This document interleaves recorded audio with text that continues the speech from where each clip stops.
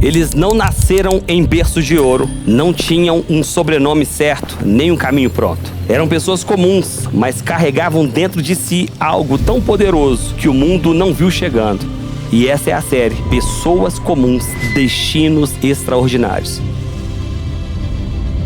Você vai conhecer hoje uma pessoa que parecia improvável, até que chegou um tempo em sua vida que foi impossível que essa pessoa fosse ignorada. Eu acredito fielmente que não sou melhor do que ninguém. Eu acho que todas as pessoas têm oportunidades e condições.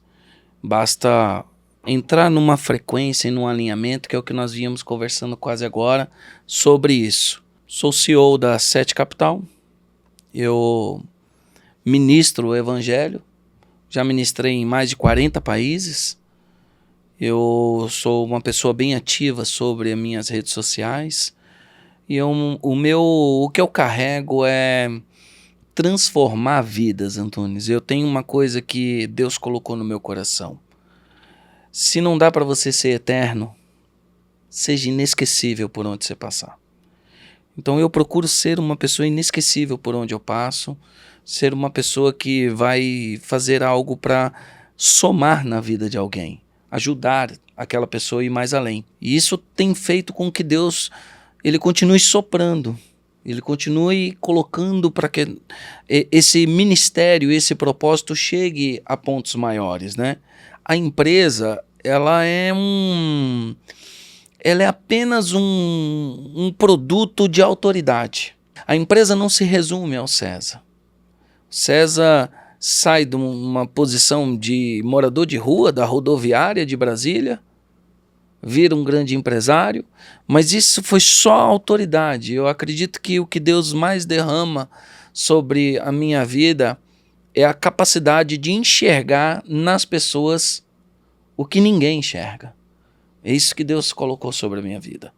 Você falou uma coisa aí muito interessante, né? E aqui eu já quero começar, César, desconstruindo na cabeça da pessoa que está lá no YouTube assistindo, porque de repente, assim, a crença da pessoa, né? A gente vai ser movido por aquilo que a gente ouve. Tanto é que a Bíblia, ela fala, no mundo há muitas vozes, mas nenhuma delas tem sentido. Sim. E talvez tem gente agora que está ouvindo isso e de cara, assim, no primeiro impacto já vai falar, sabe o quê? Ah, já entendi. Ele é empresário. Eu não vou ser empresário? Eu não quero ser empresário? Essa conversa é só para empresário? Eu quero começar a desconstruir na sua cabeça, na sua mente, essa crença talvez que está te impedindo de chegar no próximo nível, de alcançar aquilo que Deus falou ao teu respeito. Quando você fala essa frase, a gente já conversou várias vezes sobre isso, se não dá para ser eterno, que seja inesquecível. Isso. Já parou para pensar o peso que isso tem na sua vida? E eu quero começar por esse ponto. O que fez você ter esse padrão de mentalidade, né? Chegar nesse estado de consciência de falar assim, se não dá para ser eterno, eu preciso ser inesquecível. Digamos que tudo isso representa gerar um legado, transformar a vida das pessoas. Como é que você despertou esse nível de mentalidade? Quando nós pensamos em adquirir coisas, então nós entramos num nível de herança. A herança é o que é externo. Então é uma casa, é um carro, são relógios, são bens, são roupas, isso é herança, receber uma herança. Legado é quando você consegue implementar na vida daquela pessoa algo de dentro da sua vida. É algo interno. Nós não conseguimos fazer isso, Antunes, sem Jesus Cristo. Não há possibilidade. Então não tem como, a pessoa pode falar o que for. Confundem muito Jesus com dinheiro. Ah, mas fulano é rico e não tem Jesus. Amigo, ele é rico. Ele não é próspero. Prosperidade é algo interno. Riqueza é algo externo. Então não tem como, não há comparação. Nós estamos falando de prosperidade.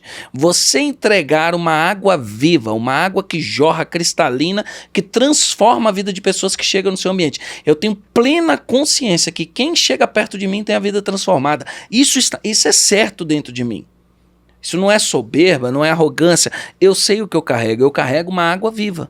Quem chega perto vai ter essa água viva e vai ter a vida transformada. Então, quando você... E tem uma historinha muito interessante. Um pastor foi numa aldeia e chegou lá na aldeia, ele começou a ministrar o evangelho e de repente ele foi picado por uma cobra, foi morto, e enterraram ele lá na aldeia. Muitos anos se passaram, chamaram um outro evangelista, mandaram para aquela aldeia, e ele chega naquela aldeia, presta atenção, você que está me assistindo agora, isso aí talvez venha falar com você. Chegaram lá na aldeia e aí ele está ministrando o evangelho. De repente, na aldeia, aquele silêncio. Um rapaz levanta a mão e fala assim: esse homem que você está ministrando, ele viveu aqui. E o pregador olha assustado e fala: não tem como. Eu estou falando de Jesus Cristo. Ele não veio aqui. Não, esse homem que você falou, com todas essas características, ele estava aqui com a gente. Ele comeu com a gente. Dormiu até na minha casa um dia desse. Ele viveu com a gente aqui vários dias. E o pregador, muito assustado, falou assim: não tem como. Jesus não teve como vir aqui. E aí ele falou assim: eu vou te mostrar onde ele está enterrado. Ele está enterrado aqui. E aí subiram para o meio da mata, chegaram lá. O rapaz falou assim: ó, esse homem que você está falando é esse homem aqui. Aí o pregador virou, né? O evangelista falou: não, esse aí é o pastor Anthony. Aí o homem olhou para ele e falou assim: mas não é a mesma pessoa? Porque tudo que você descreveu lá, esse homem fazia. Amor, bondade, longanimidade, domínio próprio, temperança, cuidava de todos nós. O que você estava falando lá, esse homem fazia. Não é a mesma pessoa? Engraçado é que quando Jesus está no Getsemane, Judas olha para os guardas e fala assim: aquele que eu beijar é o Messias. Aquele que eu beijar é o Messias. Será que precisava beijar o rosto de Jesus para mostrar quem era Jesus? Quem estava com Jesus naquele monte? Pedro, João e Tiago. Então tinha Pedro, João e Tiago e Jesus. Se Judas não beija Jesus, então iam levar Pedro imaginando que é Jesus. Iam levar João imaginando que era Jesus. Iam levar Tiago imaginando que era Jesus. Quer dizer, então os discípulos estavam tão parecidos com Jesus que poderia ser trocado. Será que se Jesus estivesse aqui nessa sala aqui agora, sentado no meio de nós, entrasse alguém aqui agora para levar Jesus, será que levaria eu? Falando: vamos levar Jesus, e pega no meu braço e leva eu embora?